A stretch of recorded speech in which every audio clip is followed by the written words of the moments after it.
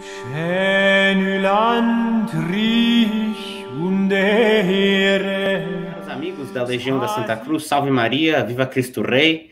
Estamos aqui na primeira edição do Legio Hang.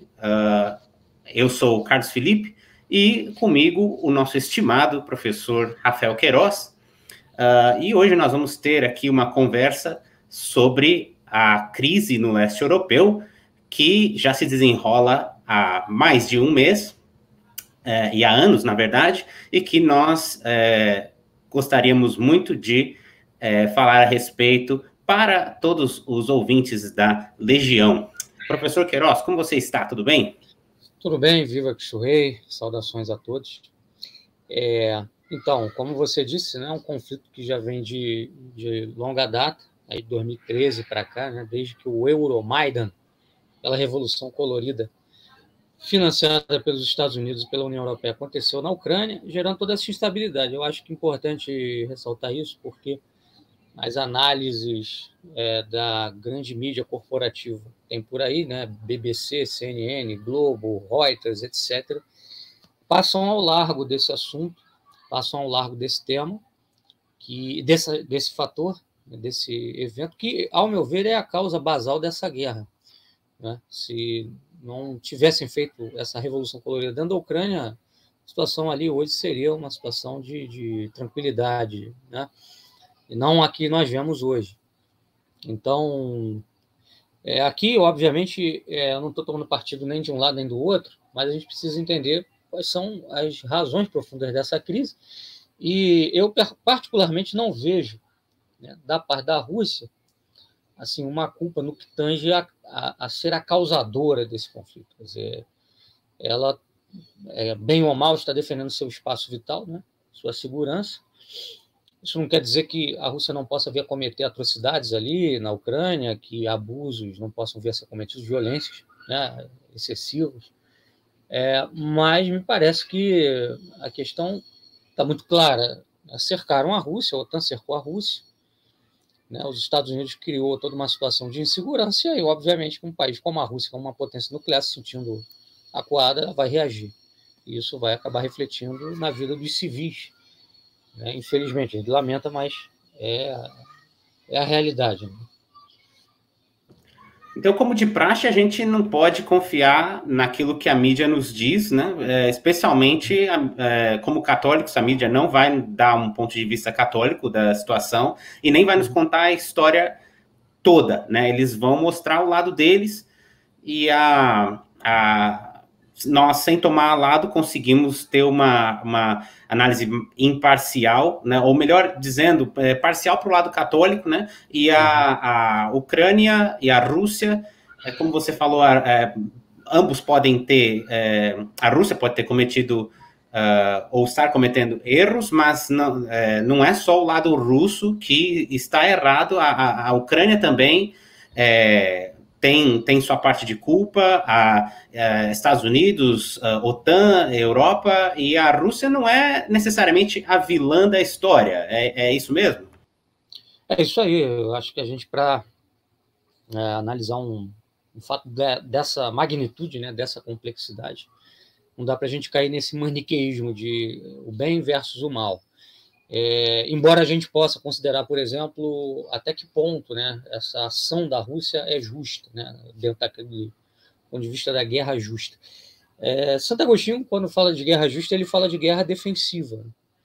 Então, assim, eu vejo que há, de certa maneira, elementos que justificam essa ação da Rússia, porque ela foi cercada por diversas bases da OTAN, inclusive tem mísseis na base alemã de Buchel, tem mísseis atômicos direcionados à Rússia, na base militar de Incirlik, na Turquia.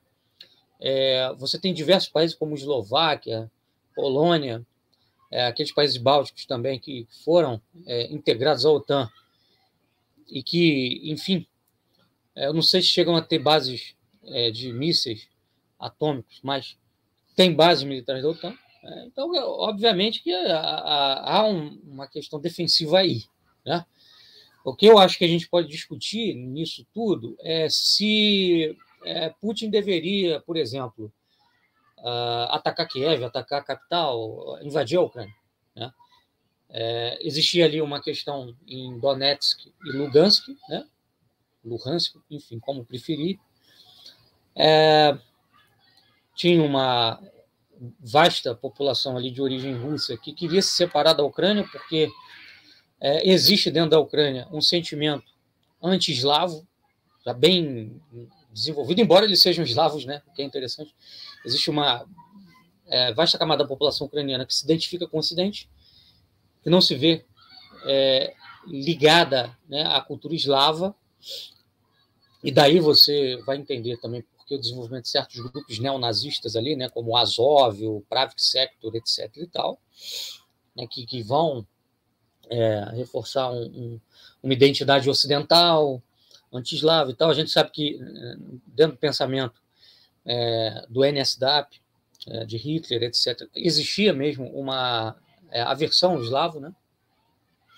Enfim, então tem todo esse contexto ali dentro. Então, assim, existe uma questão defensiva, é óbvio, né? Existe uma população de origem russa que se vê ameaçada cada vez mais por esse governo do Zelensky, por essa cultura anti-eslava que está sendo desenvolvida por boa parte da população ucraniana. Enfim, existe ali a questão da Crimeia, né? Enfim, que a Rússia quer unir ao seu território, né? Então tem aquele corredor ali de Mariupol e tal. Então tem uma questão realmente defensiva real, né? Que a gente tem de admitir. Agora, o que se discute, aí eu considero até legítima essa discussão, melhor dizendo, se, Putin deveria ir até Kiev ou se ele deveria ficar ali limitado a Lugansk e Donetsk, reconhecendo a independência daquelas províncias, quiçá, né, colocando forças militares ali para garantir a independência delas contra uma ação, né, da Ucrânia ou do Ocidente.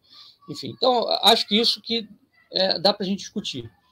De todo modo, foi uma opção tomada pelo Kremlin, né, de atacar Kiev. Eles não classificam como guerra, como invasão, mas sim como operação especial. Aí é uma discussão terminológica que tem também a ver com o significado de tudo isso que está acontecendo. Então, o Ocidente vai dizer que é guerra, que é invasão. O Putin vai dizer que não é, que é uma ação para a derrubada de um governo hostil e desmilitarização, desnazificação, né? E aí, a gente, no meio dessa guerra toda, né, informacional, você tem aqueles que dizem que está acontecendo uma invasão na Ucrânia, que a Ucrânia vai ser anexada pela Rússia, enfim, ou que vai ser instalado um protetorado. E até agora isso não está claro, né? O que vai acontecer ali? São vários cenários possíveis. Na minha opinião, o que é possível dizer para o momento é que a Rússia pensa em termos de derrubada desse governo atual e montagem de um outro governo, né? Não de anexação da Ucrânia, né? Que, a meu ver, até seria algo contraproducente, porque a Rússia, passando por todas essas sanções econômicas, como é que ela vai sustentar uma ocupação? A ocupação é uma coisa cara, né? Os gastos com a montagem de um sistema administrativo num território ocupado são elevados. Então, me parece uma opção realista para a Rússia no momento. Tá? Pelo menos é o que eu penso, é o que eu vejo, né?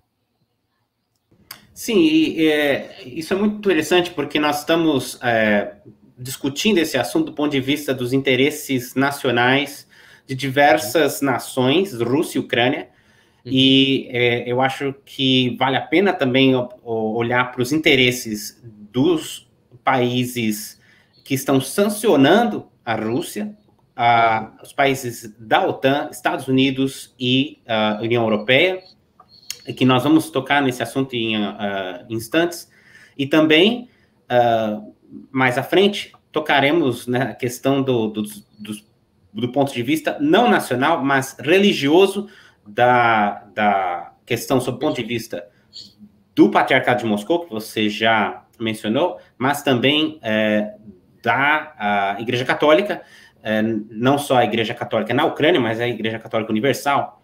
E dentro desses pontos de vistas nacionais, uma coisa interessante que eu gostaria de trazer aqui é a questão do Nord Stream, né?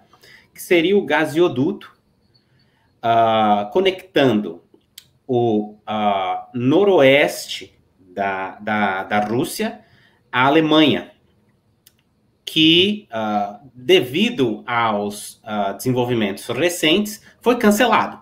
Estava sob desenvolvimento esse projeto e foi cancelado, evidentemente, porque a guerra o inviabiliza. E isso nos leva a nos perguntar, né? Existe interesse de certos países em provocar essa ação violenta da Rússia, né?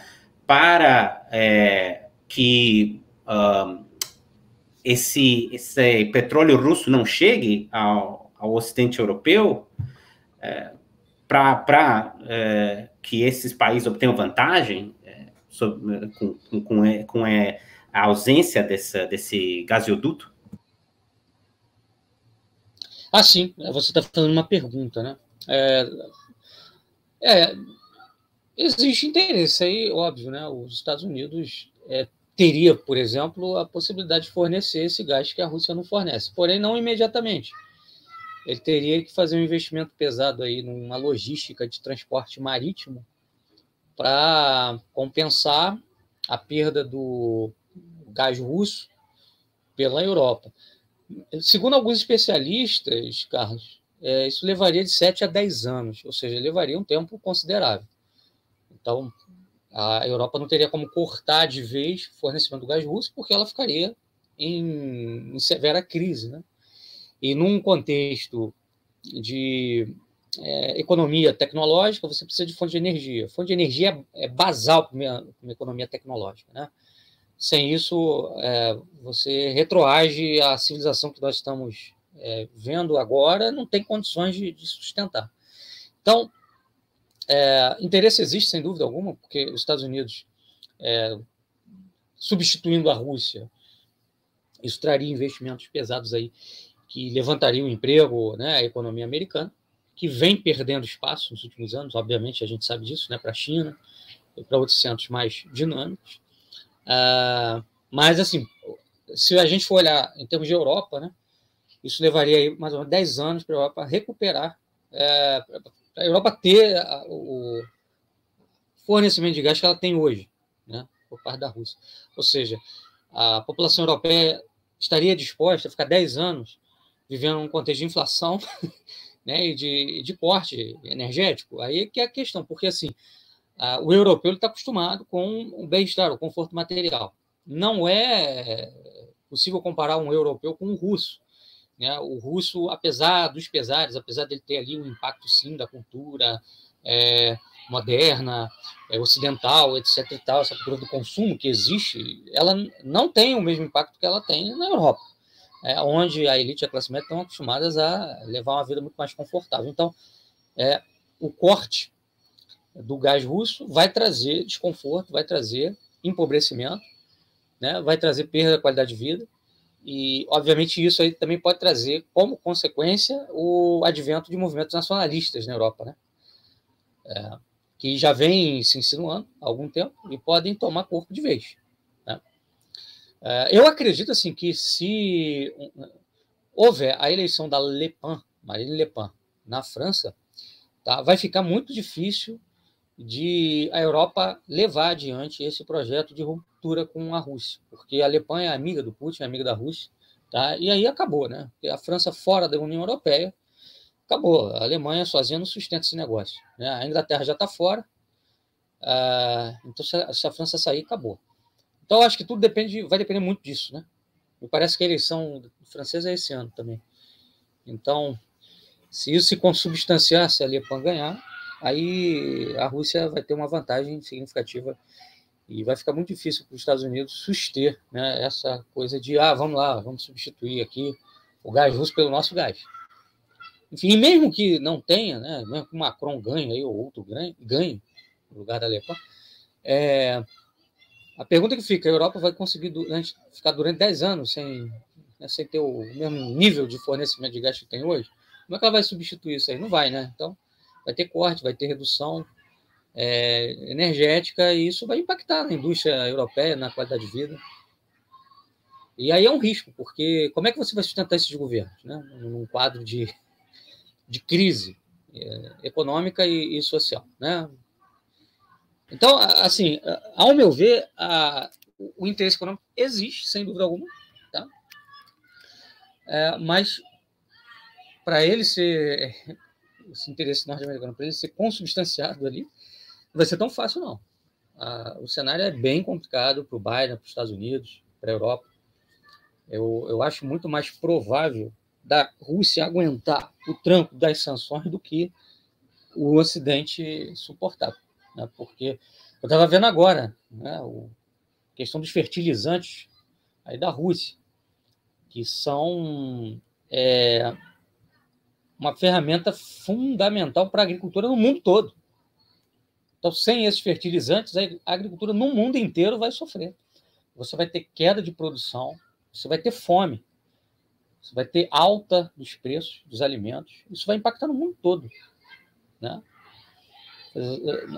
Sob a justificativa de punir a Rússia, vai se punir o mundo inteiro.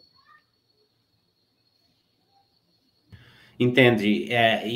Então, a gente observar o que esses países estão sacrificando, faz sentido pensar que os interesses econômicos, embora existam, não sejam os interesses primários, porque a gente observa as consequências imediatas deste conflito ao redor do mundo são de impacto econômico, de crise econômica. A gasolina, o óleo diesel nos Estados Unidos estão caríssimos. Disparou, né?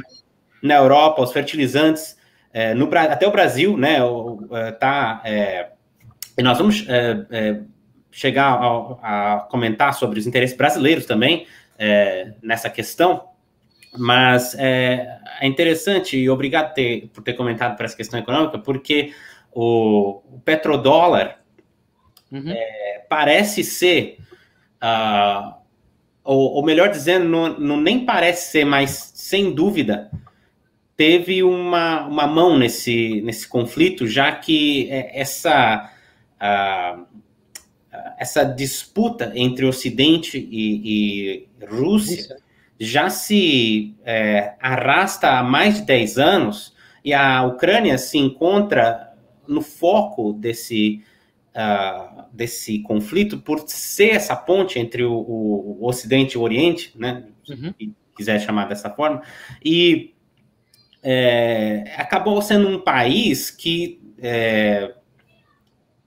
está sofrendo, nós vemos, né? Mas porque um país tem se tornado quase como uma marionete nessa disputa, que os outros países do mundo puxam as cordinhas do marionete como quiserem, né, para o seu próprio benefício. Nós recordamos a coisa de 8 anos atrás, teve o Euromaidan, né, na Ucrânia, que também não foi coberto pela mídia ocidental de forma satisfatória, que nós, católicos, possamos confiar na cobertura que foi dada. O que houve lá foi verdadeiramente um golpe de Estado.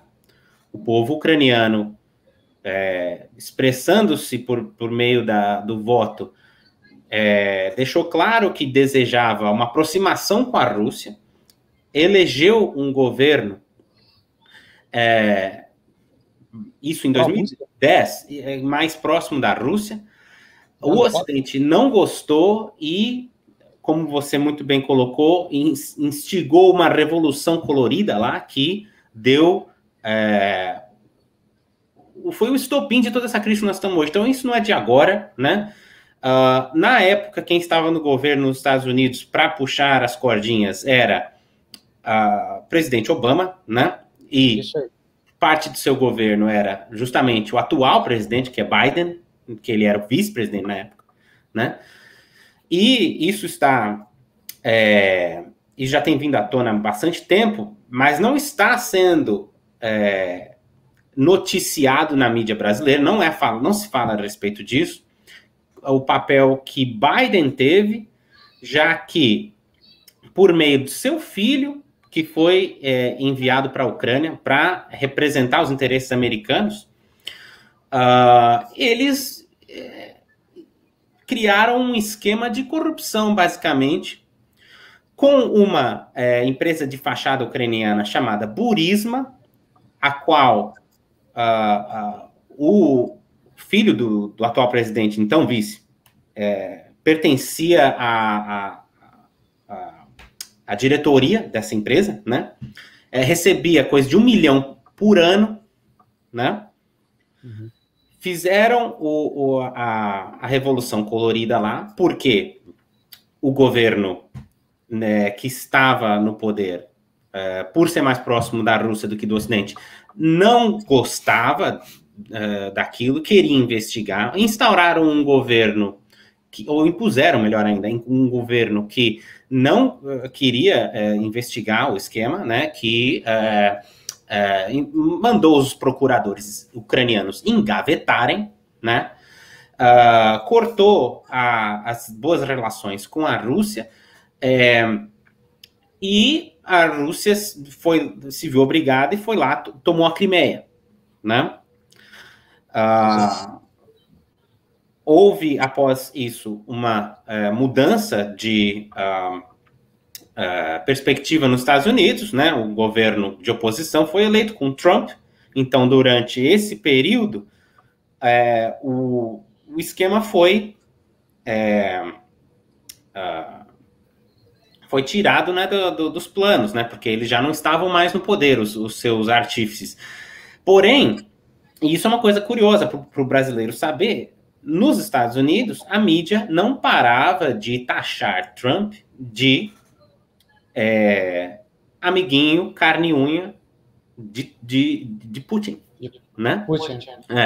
E isso nada mais era do que justamente uma reação àquilo que, com o governo de Trump, aconteceu, que foi o afastamento desse esquema com a Ucrânia, né, para influenciar todo o mercado do petróleo no leste europeu e, basicamente, tirar o controle da Rússia, né, para que o petrodólar continuasse sendo tendo a força que tem, né, por lá. E isso até levou ao processo de impeachment que houve contra Trump. Isso daí também a mídia não reportou, porque a mídia falou no Brasil, Trump está sofrendo impeachment. Não explicou por quê, né? Fez parecer que era um esquema de corrupção, que Trump estava envolvido em alguma forma de corrupção que justificasse uma investigação pelo Congresso. Mas não é isso. O Congresso americano, o que aconteceu? O Trump foi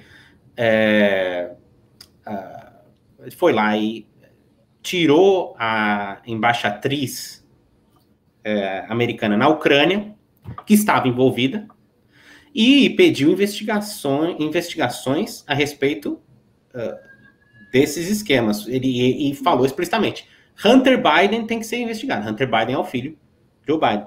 E isso que provocou a reação do Congresso, que na época estava sob o controle do Partido Democrata, né, partido de oposição a Trump, a criar esse processo de impeachment contra ele.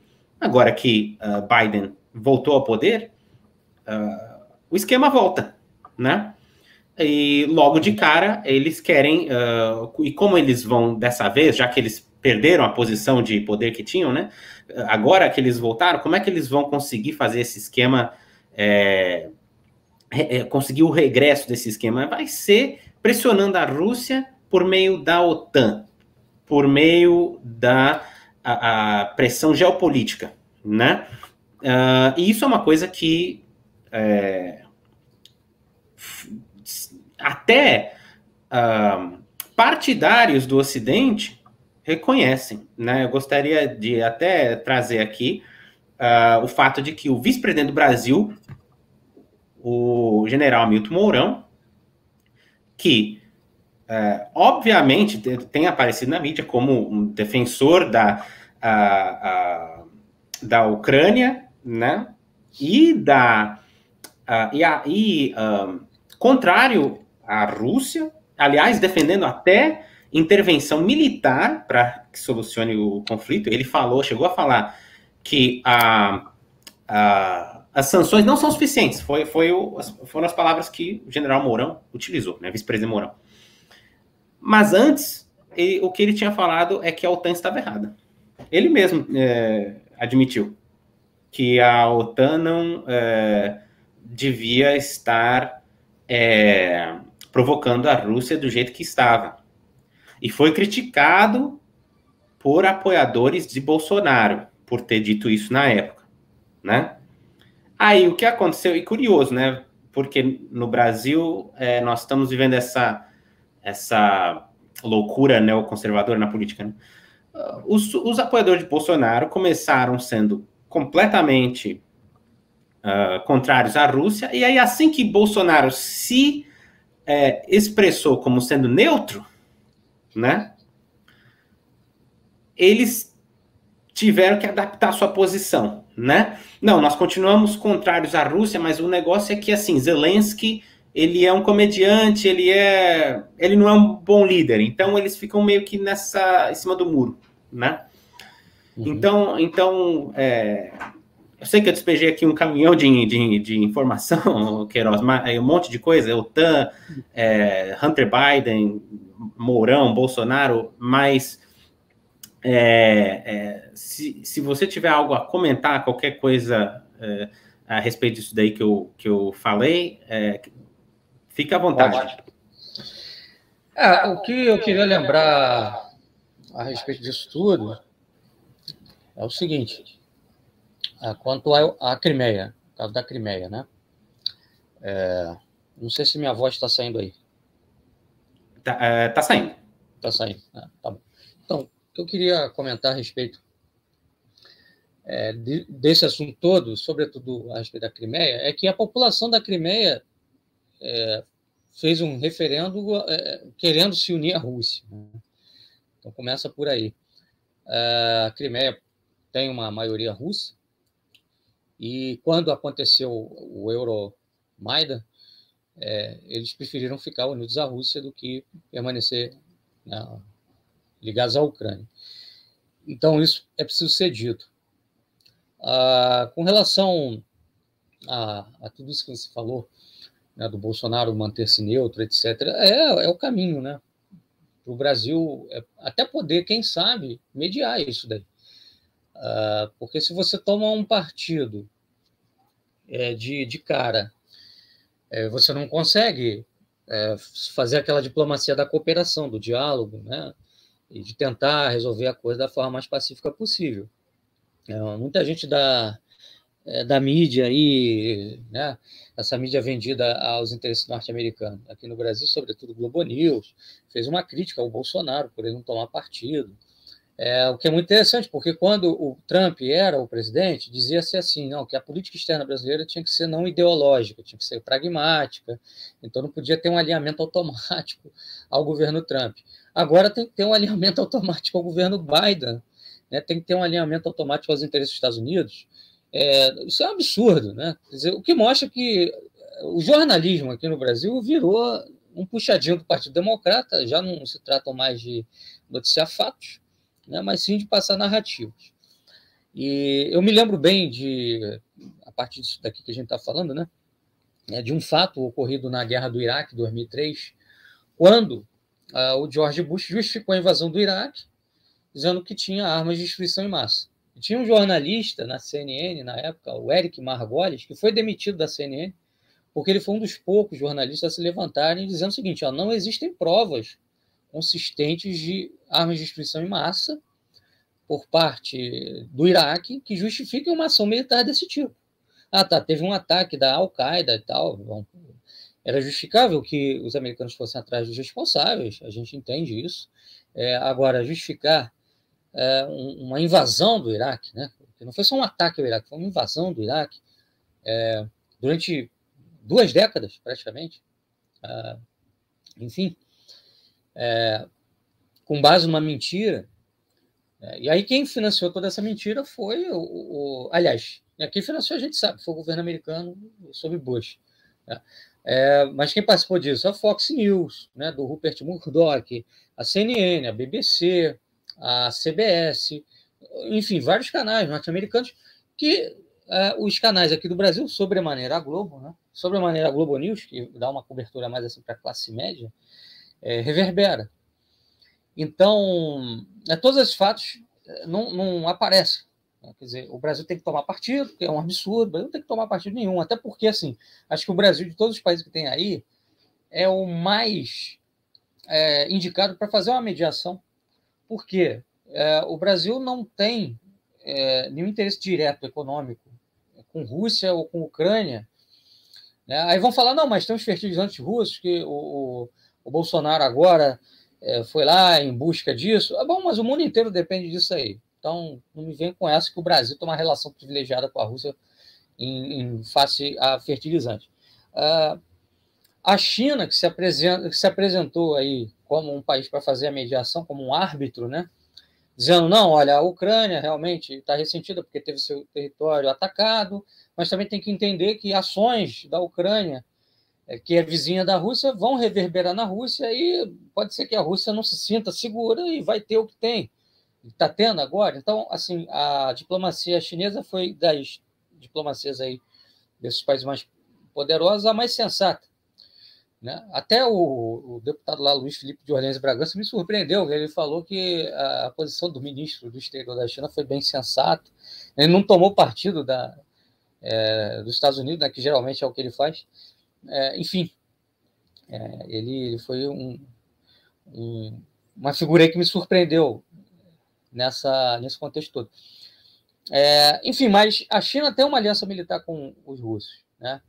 Então, é um país que tem um interesse mais direto de fazer um acordo que favoreça a Rússia mais do que a Ucrânia. Né? Então, acho que o Brasil, de todos os países que tem aí, né, o Brasil não faz parte da OTAN, o Brasil não faz parte da União Europeia, né, um país latino-americano. Né? O Brasil não fez coro com os Estados Unidos. Né? Então, o Brasil é o mais indicado. Então, realmente, essa posição neutra do Brasil é a mais sábia, até para que o Brasil possa sair aí como um player internacional importante. Né? Então, a fala do Mourão é completamente desarrazoada. Né? Completamente desarrazoada, não leva em consideração uma oportunidade que se abre para o Brasil em termos de política externa, porque é óbvio que se você tomar partido de um dos lados, você não está habilitado a ser árbitro. Para você ser árbitro, você tem que ser o mais imparcial possível. Né? Por mais que você tenha uma posição, eu acho que todos nós temos, isso é normal, mas você tem que se mostrar o mais imparcial possível nesse momento para você se legitimar como árbitro. E nesse ponto, eu acho que a ação do governo Bolsonaro está correta. Né? E que bom, né? Um acerto no meio de tantos erros.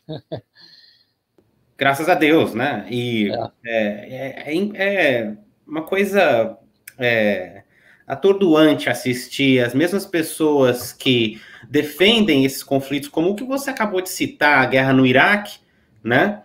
Defende não só com unhas e dentes, mas vão tentar justificar utilizando a doutrina da guerra justa da Igreja Católica e assim por diante. Essas mesmas pessoas que defendem ataque ao Iraque, né, por Saddam Hussein, fundamentar numa mentira óbvia, né, porque se o sujeito tem armas de destruição em massa, você não vai atacar.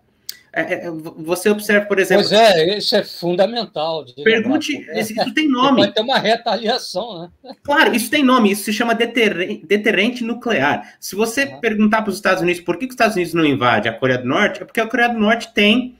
A resposta vai ser, porque a Coreia do Norte tem armas nucleares. Então, se Saddam Hussein tem armas de destruição em massa, você não vai invadir. É uma mentira óbvia. Né?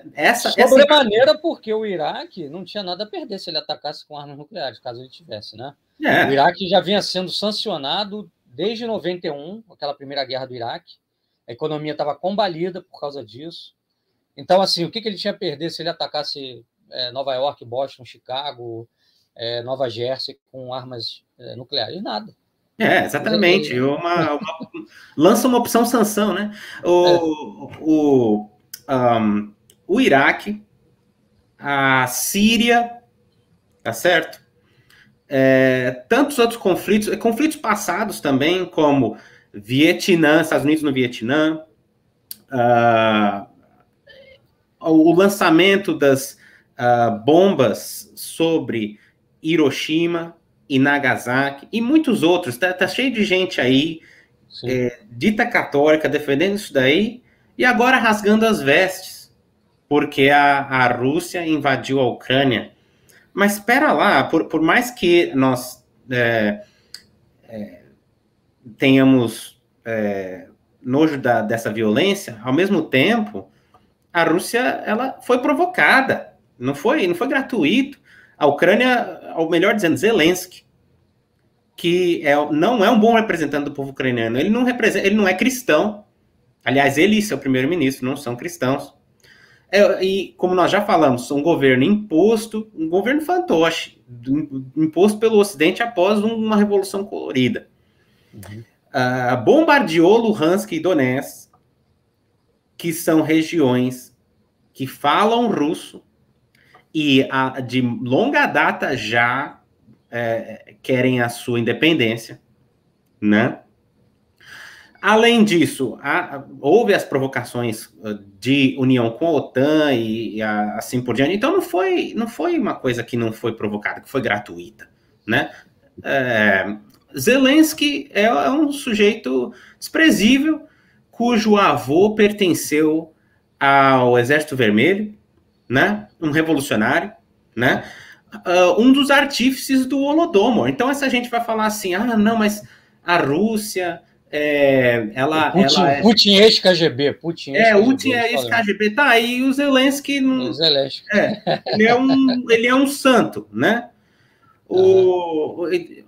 Além disso, todos esses fatos que eu já mencionei aqui, a inteligência russa interceptando e vazando comunicações entre o governo Obama e uma senhora chamada Victoria Nuland. Entra lá no Google e pesquisa, Victoria Nuland, né? Vê o que ela estava fazendo na Ucrânia, né? Há 10 anos atrás. O nome de Zelensky, um dos nomes que constam lá no dossiê de Pandora. 11,9 milhões de documentos vazados, 2,9 terabytes publicados, só expondo casos de corrupção, né? Então, é essa gente que está sendo defendida, está rasgando as vestes, a Rússia está invadindo. Então, pera lá, por mais que nós tenhamos dó do povo ucraniano, que é a vítima, né, da história, né? É muito fácil você colocar toda a culpa na Rússia, falar a Rússia é a vilã aqui, e você ignorar que o povo ucraniano está sendo utilizado como papel higiênico, né? Você usa e joga fora, por todos esses líderes ocidentais. Pois é. Você falou desse dossiê, onde é que se pode ter acesso a isso? Vamos descobrir. Nós estamos aqui... Deixa-me puxar aqui um artigo. Vamos ver. Vazamento de documentos. Eu estou puxando aqui um artigo diretamente da Wikipédia. Então, assim, informação pública, né? Pandora Papers são 11,9 milhões de documentos vazados, abrangendo 2,9 terabytes de dados que foram publicados pelo Consórcio Internacional de Jornalistas Investigativos a partir de 3 de outubro de 2021. As organizações de notícias do ICIJ descreveram o vazamento de documentos como sua exposição mais ampla de sigilo financeiro até então, contendo documentos, imagens, e-mails e planilhas de 14 empresas de serviços financeiros em países como Panamá, Suíça e Emirados Árabes Unidos, superando o lançamento anterior dos Panama Papers, em 2016, que contava com 11,5 milhões de documentos confidenciais. No momento da divulgação dos documentos, o ICIJ disse não estar identificando a fonte dos documentos. Cerca de 32 trilhões de dólares, excluindo valores não monetários como imóveis, arte e joias, podem estar escondidos de serem tributados, de acordo com as notícias. Ou seja, evasão de divisas, né? Evasão de divisas, lavagem de dinheiro, etc e tal. É isso que está acontecendo. Quer dizer, a Ucrânia hoje, então, seria um país, um paraíso fiscal, vamos dizer assim. E Zelensky, ele é retratado como um herói na mídia que está defendendo o povo ucraniano, colocam fotos dele em uniforme militar, né, como se ele estivesse lá lutando no front. Sim. Ele está escondido no bunker, meu amigo. Essa foto que você está vendo aí na Folha, no Estadão, essa foto é do ano passado, de um exercício que eles fizeram. Né? O que Zelensky fez foi o seguinte: ele alertou os seus amigos que seguem a mesma religião que ele, né? Falou: vai ter guerra, vocês caiam fora. Eles saíram, assim que eles saíram, né? Todos os homens de idade que podem servir, né? Idade militar. 18 a 60, né? Exatamente, devem ficar no país, não são proibidos de sair. Enfim, como é que esse pessoal pode defender um regime desse? Né? Eu lembro também o seguinte, Carlos, que a Ucrânia é uma das maiores exportadoras de prostitutas, né, para a Europa Ocidental. Só para você ter uma ideia, né, para o público ter uma ideia, segundo o Instituto Estadual de Questões da Família e da Juventude, lá da Ucrânia, mais de 50% das mulheres da Ucrânia sustentam seus filhos e pais com prostituição. Tá? E muitas são... olha, só, por exemplo, nos anos 90, mais ou menos 400 mil mulheres foram exportadas como prostitutas para a Europa. Né? Isso logo depois da dissolução da União Soviética. Isso segue até hoje. Esse governo não reverteu essa tendência. Há também uma tendência muito forte dentro da Ucrânia de prostituição infantil. Tá? É um país que tem aí entre 7 mil e 8 mil casos de exploração sexual de criança por ano. Tá? Tráfico tráfico humano, né? Na Ucrânia, 10% são adolescentes, são meninos. Tá? É um número enorme. E fora que esse governo do Zelensky é um governo pró-drogas, né? Lembrar que o Yanuchenko, que foi deposto pelo Euromaidan, ele estava fazendo um combate ao tráfico de drogas no país. E esse governo o governo Zelensky é francamente pró-drogas, né? Para uma série de coisas, né? A Ucrânia hoje é o grande centro mundial fornecedor de barriga de aluguel para duplas sexuais não convencionais. Para bom entendedor, um pingueleto. O pessoal vai entender do que eu estou falando aqui. Né? Claro. Pois é. Inclusive para casais, né, convencionais que vão lá, contratam uma moça, querem uma criança branca, uma criança loira, né, porque não consegue no seu país e tal. Muitos brasileiros, inclusive, né, foram já para a Ucrânia para conseguir isso. Então, quer dizer, isso que é a Ucrânia hoje. Né? Sim, todo tipo de degenerescência. Exatamente. E tem gente aí defendendo a Ucrânia como se fosse um país católico invadido por um país cismático, onde vai ter perseguição religiosa, né? Os católicos vão ser jogados na cova dos leões, nos circos máximos. É um país dilapidado, um país que foi transformado em colônia pelo Ocidente, dilapidado, né? Isso que é o que mais nos causa indignação, é você observar a defesa disso daí e o rasgar de vestes, não, porque a Rússia está invadindo a Ucrânia e vai colonizar esse país. Você não teve essa mesma indignação há 10 anos atrás, quando a Ucrânia foi transformada em colônia dos Estados Unidos, e olha a situação deplorável em que o país está. Aliás, é um dos países que mais exporta imigrantes, né, mais tem emigração da Ucrânia, justamente porque ninguém quer viver lá, né? Então, é uma coisa pobre do povo ucraniano, né, que é vítima disso daí. Isso é interessante, né? Isso é interessante para a União Europeia, né? Mão de obra barata. Agora, então... Pois é. Já que nós falamos dos interesses econômicos, né? Isso. Já que nós tocamos nesse assunto do catolicismo na Ucrânia, vamos então começar a entrar nisso daí, né? A questão da Igreja Católica, né? Porque enquanto os católicos tradicionalistas no Brasil estão aí preocupados com profecias de Fátima e Rússia, não sei o que lá, né? e ignoram tudo isso daí que a gente já falou, né? Aliás, se perguntar, nenhum deles sabe quem é Hunter Biden, não sabe quem é Burisma, não sabe nada disso, né? Ficam aí nessa... então vamos falar sobre isso daí, né? Porque Papa Francisco, ele propôs ele tem, a gente com uma certa neutralidade, propôs mediar os conflitos também. Ao mesmo tempo, o arcebispo maior da igreja católica, greco-católica ucraniana, ele tem, evidentemente, se colocado ao lado da Ucrânia, enquanto o patriarcado de Moscou está defendendo as ações, ou se não defendendo, pelo menos tentando justificar, né, as ações da Rússia, né, a partir disso daí que a gente conversou também, mesmo os argumentos, questão da OTAN, né, influência no Ocidente na Ucrânia, assim por diante. Ao mesmo tempo, a Ucrânia não é um país claramente católico, é um país onde tem grande número de católicos, mas é um país de maioria ortodoxa, e é um país onde tem uma situação delicada ali, na igreja ortodoxa, porque você tem dois tipos de ortodoxos, né, os que são fiéis ao patriarcado de Kiev e os que são fiéis ao patriarcado de Moscou, né? Isso aí, exato. E a Igreja Católica tem uma posição muito curiosa a respeito, que é a seguinte, né? Que eu gostaria de pontuar aqui, que para os católicos, né? Que a Igreja, se você prestar atenção, você vai ver que os greco-católicos, em todos os seus países, eles têm um patriarca, na Ucrânia não. Por que é isso, né? Porque a Igreja Católica entende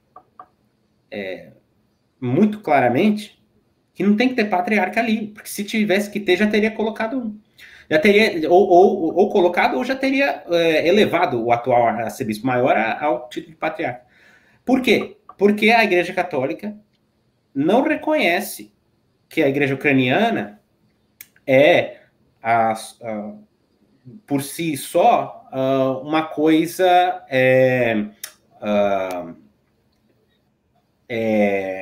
separada da Igreja Russa, né? A Igreja Católica Russa, que está num hiato, né, desde a União Soviética, né? Uhum. Ela teria que ser restabelecida e unida a essa igreja, aí sim você teria um patriarca de ambas, né? Algo mais ou menos por aí, né? E ao mesmo tempo que uma coisa que os católicos ocidentais ignoram ou não conseguem muito bem compreender, porque eles estão operando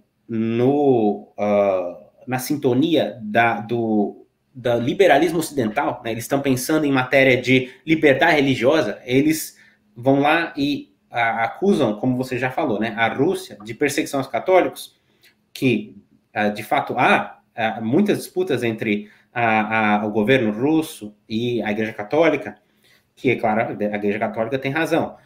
Por exemplo, como existem igrejas católicas em Kaliningrado, que é a antiga Prússia, que o governo russo se recusa a devolver para a Igreja Católica, né? Isso é fato. Mas o que os católicos não compreendem é que para a Rússia não existe essa história de liberdade religiosa. Eles até têm uma certa tolerância, né, às outras religiões, né? Sim. Mas para eles o Estado é confessional, ortodoxo. E é isso que nós tínhamos que ter para nós aqui como um exemplo. Nós não vamos ser ortodoxos, é claro, mas nós tínhamos que fazer aqui com a Igreja Católica o que eles fazem lá, né? Nós tínhamos que ser estados confessionais católicos, né? Então isso é uma coisa que para nós deveria, assim, a gente tínhamos que compreender, não do ponto de vista liberal, mas do ponto de vista católico, né? Porque a Igreja católica, a Igreja Ortodoxa lá na Rússia tem um privilégio, tem status privilegiado, e a Igreja Católica aqui não, né? Uhum. Exatamente. Eu me lembro aqui de um fato que foi muito explorado na época do Euromaidan pelo pessoal da TFP, vulgo IPCO, né? Que foi assim, a prisão de um padre ucraniano que atuava na Crimeia, agora não me lembro o nome dele, mas era do patriarcado, não, desculpa, era da Igreja Greco-Católica Ucraniana, né? Só que ele era oficial das Forças Armadas, ele estava ligado a ações, né, militares da Ucrânia ali na região, enfim, ativismo ucraniano, anti-Rússia e etc. Ele foi preso por isso, não por ser padre, né? Eventualmente ele era padre, né? Mas ele era também antes, aliás, junto do seu encargo de padre, né? Ele era capelão das Forças Armadas, portanto oficial, né? Militar. Então eles pegam isso, esse exemplo, tá vendo, a Rússia vai instaurar ali um regime de perseguição atroz contra a igreja. Eu só queria lembrar alguns pontos aqui, alguns fatos interessantes. Você já colocou aqui algumas coisas, né? O Estado russo, ele tem uma relação privilegiada com o Patriarcado de Moscou, ele confere um status privilegiado ao Patriarcado, à Igreja Cismática Ortodoxa, né? Ortodoxa entre aspas. Na nova Constituição da Rússia, o Putin reconhece como religião do povo russo apenas a ortodoxia, entre aspas, o budismo e o islã, a religião católica não. Isso muito pela destruição que a União Soviética fez do que tinha de catolicismo na Rússia, então. Eu posso aqui falar com autoridade, porque eu, como professor de história, a minha monografia de término de curso foi sobre a perseguição da União Soviética aos católicos, sobretudo no período de Stalin. A Igreja Católica ali tinha mais ou menos 9% de adeptos na época, tá? Um número significativo, levando em consideração toda a cultura da Rússia, né? A ligação da Rússia com a ortodoxia, né? Entre aspas. Enfim. E hoje o número de católicos na Rússia é 1%, tá? É bem baixo. Mas há igrejas católicas operando em Moscou, há missas, né? Não existe perseguição aos padres no sentido de impedi-los de celebrar a missa, a liturgia. Tá? Agora, claro, o Estado está conectado ao patriarcado e aí ele vai privilegiar, obviamente, o patriarcado. Tá? E aqui a gente tem que lembrar de alguns dados. Por exemplo, a Ucrânia ela tem aí cerca de 10% de população católica romana. Tá? E a Bielorrússia, que é um país que hoje é aliado da Rússia, tá? O Lukashenko é aliado do Putin, aliado da Rússia e tal. Ali na Bielorrússia também tem essa faixa de 10% de católicos romanos. O resto, 50% mais ou menos, são, entre aspas, ortodoxos. Tá? Por que eu estou falando isso? Recentemente, um garoto do IPCO, se ele não é membro do IPCO, ele é ligado, que é o Lourenço Lazarotto, bem conhecido aí pelo pessoal, lançou um vídeo dizendo por que a Rússia é tão anticatólica. É como se o Ocidente fosse pró-católico, né? Não, pois o Lourenço eu conheço, meu amigo. O Ocidente é pró-católico. O Lourenço eu conheço, é meu amigo pessoal, e o que eu não compreendo é o seguinte, tá, tudo bem, a Rússia não é um país católico, deveria ser, né, uma coisa que nós temos que lutar contra. Mas os países do Ocidente que estão tomando conta da Ucrânia são? O que eles impõem à Ucrânia não é perseguição contra católicos? Exemplo, aborto, né? Isso aí. Exemplo, todas as outras coisas aliás, os fatos que você citou aqui da Ucrânia, muito obrigado, porque, professor Queiroz, isso daí é um acervo, né? Tudo isso daí é perseguição contra católicos, questão da prostituição, questão de barriga de aluguel, é uma quebra da moral sexual, né? Quebra da moral, a sodomia. Da moral sexual natural. Não vamos entrar nem na moral sexual católica. Isso, né? Então, isso daí é claro que é uma perseguição contra católicos. É uma perseguição muito pior, até porque é velada, né? Porque eles dizem, não, ao mesmo tempo que eles dizem, não, a Igreja Católica tem liberdade religiosa. Ao mesmo tempo, por trás, né? Vai lá, e se você é católico, e se você é médico, e você trabalha no hospital, aí eles falam, você tem que fazer um aborto, que se recusa, você perde o emprego. Se você tem uma padaria e você é católico, e chega lá um casal, não par, né? Dupla. Uma dupla, e eles querem, e falam assim, olha, faz um bolo de casamento pra gente, que a gente vai se casar. E você fala, não acredito que isso seja casamento, então eu não vou fazer o bolo. Eu te processo. Aconteceu aqui nos Estados Unidos já. Aconteceu, exatamente. Teve um caso de uma agente de cartório que, inclusive, se negou, né, a fazer um casamento desses, com base numa decisão. Não, porque a Suprema Corte americana decidiu. A Suprema Corte ela tem direito de fazer lei agora, né? Ela se recusou a fazer.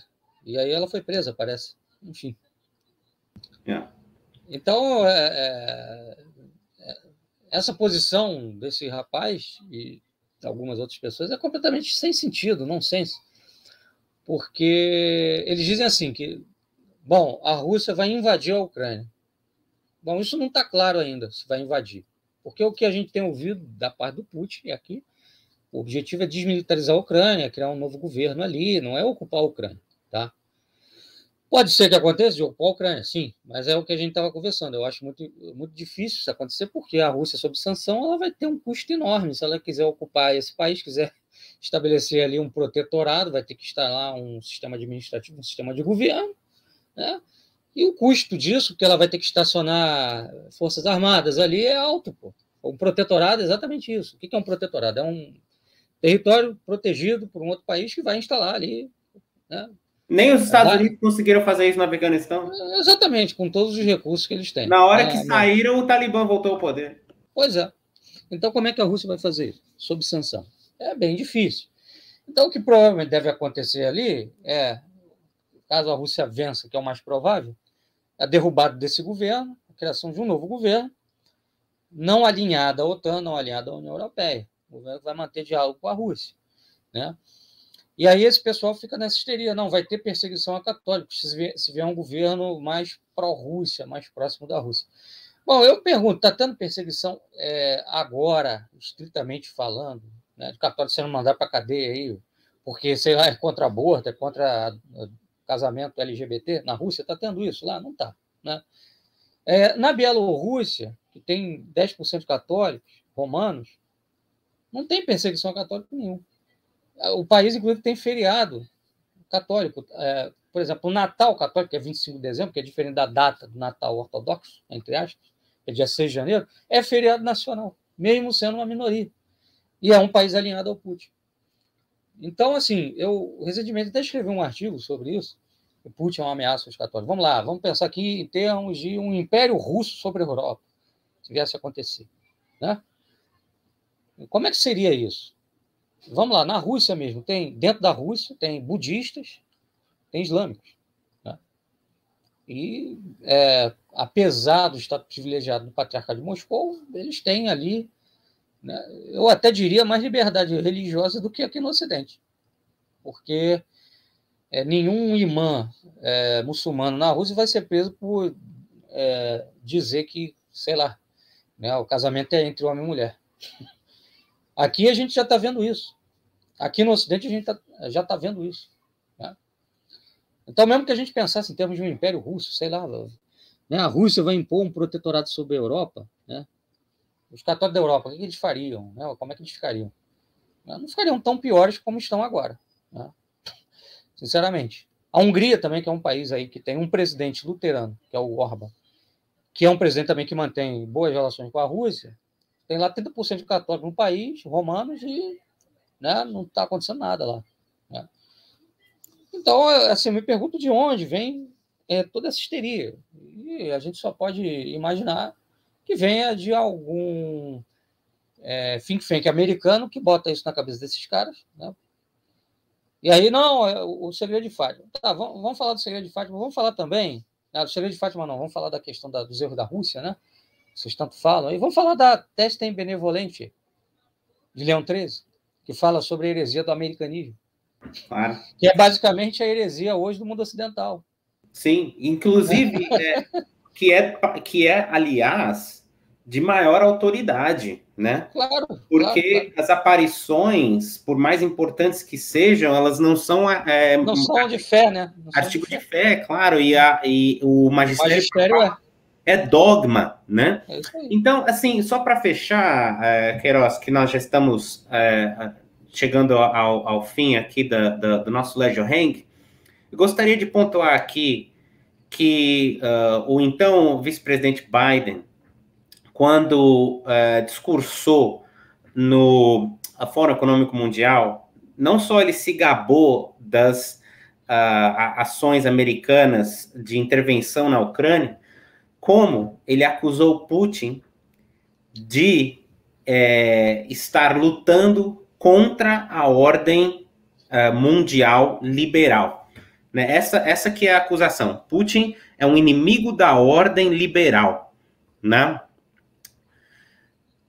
Isso Para mim, isso é um elogio. Sim, isso precisa ser frisado, né? Se ele é o inimigo dessa ordem, então, de certa maneira, ele é nosso amigo.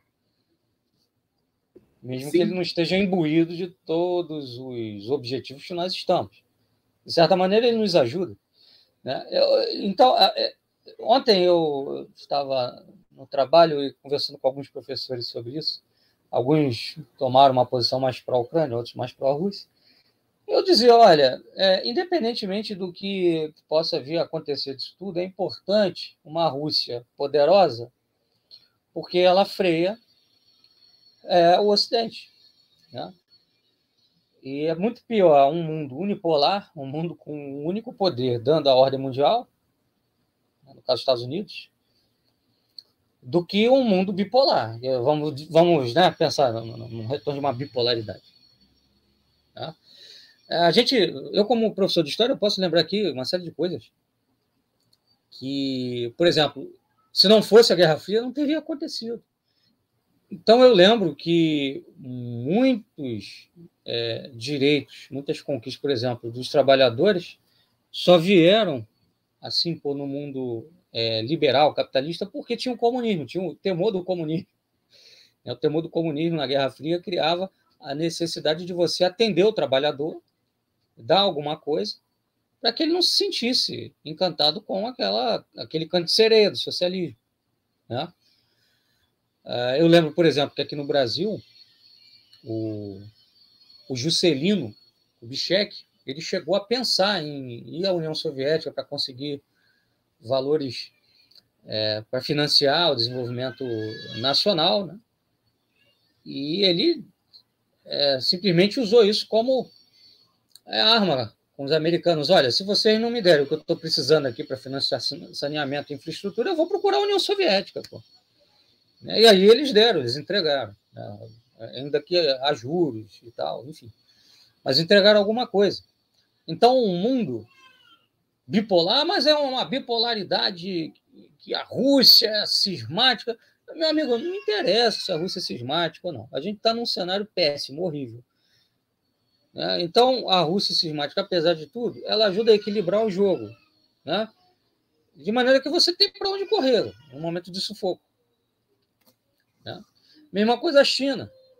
Com todos os erros que a China tem, aí, a China comunista, por exemplo, agora, esse negócio todo das sanções aí, que vão inclusive envolver tecnologia, quer dizer, a Rússia não vai poder usar a tecnologia da Intel, né, dos computadores americanos, etc. E tal. Mas não tem para onde correr, tem a China ali.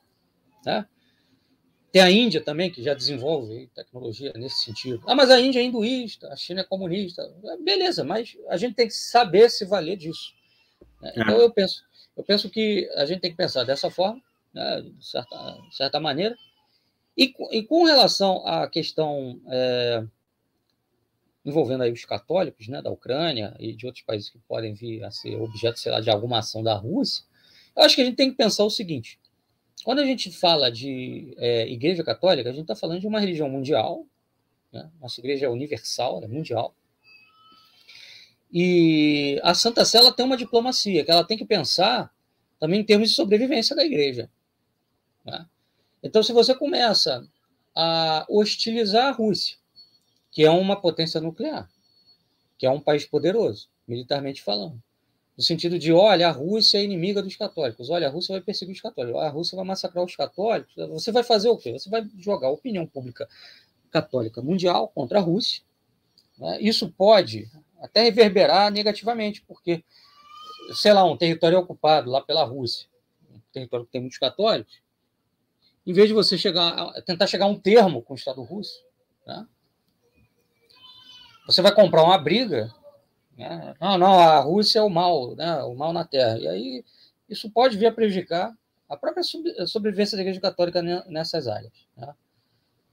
Porque é aquilo, você vai numa escalada de hostilidade e a coisa só aumenta.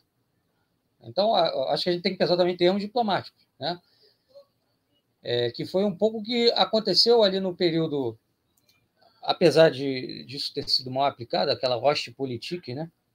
Que foi do Vaticano II em diante, que estava tendo muita perseguição nos países do leste europeu contra a igreja, e aí, né, João XXIII pensou, bom, a igreja tem muitos inimigos, mas ela não pode ser inimiga de ninguém. Então vamos tentar conversar aqui com esses governos. A gente sabe que não deu muito resultado, a verdade é essa.